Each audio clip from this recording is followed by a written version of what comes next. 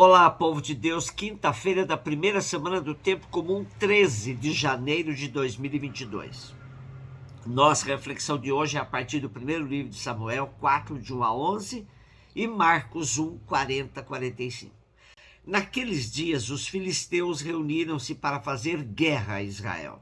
Israel saiu ao encontro dos filisteus, acampando perto de Ebenezer, enquanto os filisteus de sua parte avançaram até Afec e puseram-se em linha de combate diante de Israel. Travada a batalha, Israel foi derrotado pelos filisteus e morreram naquele combate em campo aberto cerca de 4.000 homens. O povo voltou ao acampamento. Os anciãos de Israel disseram: por que fez o Senhor que hoje fôssemos vencidos pelos filisteus? Vamos a Silo buscar a arca da aliança do Senhor, para que ela esteja no meio de nós e nos salve das mãos dos nossos inimigos. Então o povo mandou trazer de Silo a arca da aliança do Senhor Todo-Poderoso, que se senta sobre os querubins. Os dois filhos de Eli, Hofni e Finéias, acompanhavam a arca. Quando a arca da aliança do Senhor chegou ao acampamento, todo Israel rompeu num grande clamor que ressoou por toda a terra. Os filisteus, ouvindo isso, diziam: que gritaria é essa tão grande no campo dos hebreus? E souberam que a arca do Senhor tinha chegado ao acampamento. Os filisteus tiveram medo e disseram: Deus chegou ao acampamento. E lamentavam-se: ai de nós, porque os hebreus não estavam com essa alegria nem ontem, nem anteontem. Ai de nós, quem nos salvará da mão desses deuses tão poderosos? Foram eles que afligiram o Egito com toda espécie de pragas no deserto. Mas coragem, filisteus, portai-vos como homens, para que não vos torneis escravos dos hebreus como eles o foram de vós. Sede homens e combatei. Então os filisteus lançaram-se à luta, Israel foi derrotado, cada um fugiu para sua tenda. O massacre foi grande. Do lado de Israel tombaram 30.000 homens. A arca de Deus foi capturada e morreram os dois filhos de Eli, Hofni e Finéias. Quando lemos a história do povo hebreu e suas façanhas de ocupação de terras e estabelecimento num lugar onde possam produzir e reproduzir, podemos pensar que, tendo Deus ao lado, tudo foi facilitado. Nada disso. Hoje, por exemplo, temos um embate muito interessante com os filisteus, que chegaram a Canaã praticamente ao mesmo tempo que os israelitas. Os filisteus já haviam desenvolvido armamento metálico que dependia da forja, coisa que os hebreus nem sonhavam. Por isso, apesar de ser um povo em número menor, os filisteus ofereceram resistências muito fortes aos hebreus na conquista de Canaã.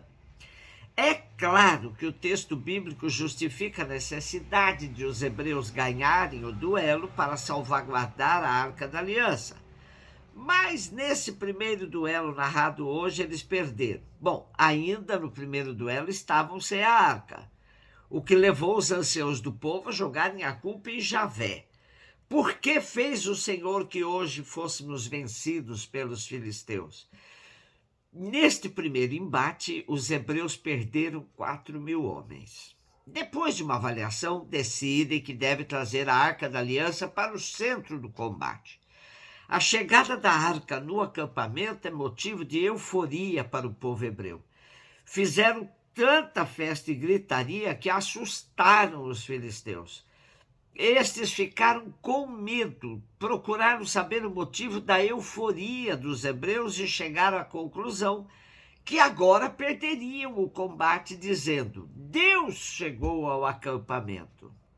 Porém, recobraram a coragem e disseram para si mesmos: Filisteus, portai-vos como homens, para que não vos torneis escravos dos hebreus como eles o foram de vós.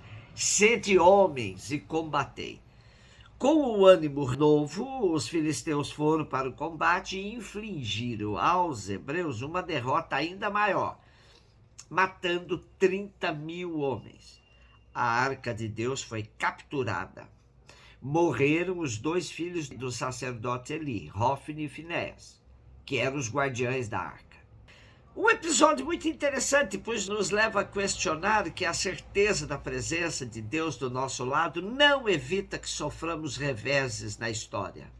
Essa questão de ter a Arca da Aliança no acampamento não garantiu, como num passe de mágica, a vitória dos hebreus, que terão ainda muito a aprender para garantir verdadeiramente Deus do seu lado nas batalhas. Com a morte dos 2 filhos do sacerdote Eli, vai despontar Samuel como liderança decisiva na vida do povo.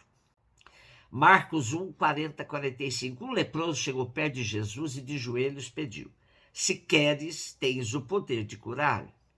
Jesus, cheio de compaixão, estendeu a mão, tocou nele e disse: eu quero, fica curado. No mesmo instante, a lepra desapareceu e ele ficou curado. Então Jesus o mandou logo embora, falando com firmeza: não contes nada disso a ninguém. Vai, mostra-te ao sacerdote, oferece pela tua purificação o que Moisés ordenou como prova para eles. Ele foi e começou a contar e a divulgar muito o fato. Por isso Jesus não podia mais entrar publicamente numa cidade. Ficava fora em lugares desertos e de toda parte vinham procurá-lo. Já dissemos muitas vezes aqui o que significava ser leproso na época de Jesus. O que era doença física se tornava, por manobra dos mestres da lei, em doença moral. Então o leproso era classificado como impuro e tinha todos os seus direitos de cidadania cassados. Não podia frequentar ambientes sociais ou religiosos. Deveria ter um sininho amarrado no corpo que fizesse ruído quando de sua movimentação e também gritar quando passava perto de pessoas: impuro, impuro. Desta forma, todos se afastavam dele, tornando o leproso marginalizado total. Os rabinos chegavam mesmo a classificá-los como um morto. As autoridades judaicas consideravam a cura de um leproso totalmente improvável. Se acontecesse, seria um sinal messiânico. Tocar no leproso se constituía num ato de subversão da lei, e a pessoa que ousasse teria que submeter-se a ritos de purificação para poder ser aceita no convívio com os demais. No episódio de hoje, o leproso infringiu a lei e aproximou-se de Jesus, que deu continuidade com tal subversão, estendendo-lhe a mão e tocando-o. Porém, ao invés de Jesus se tornar um impuro, o leproso é que foi purificado. E como em outras cenas de cura, Jesus manda que o beneficiado cumpra a lei. Apresente-se ao sacerdote e faça a oferta pela cura. Somente o sacerdote poderia declarar que o impuro estava limpo e teria seus direitos de cidadania social e religiosa resgatados. Porém, a ordem de Jesus que o curado não contasse mais a ninguém era absolutamente inútil.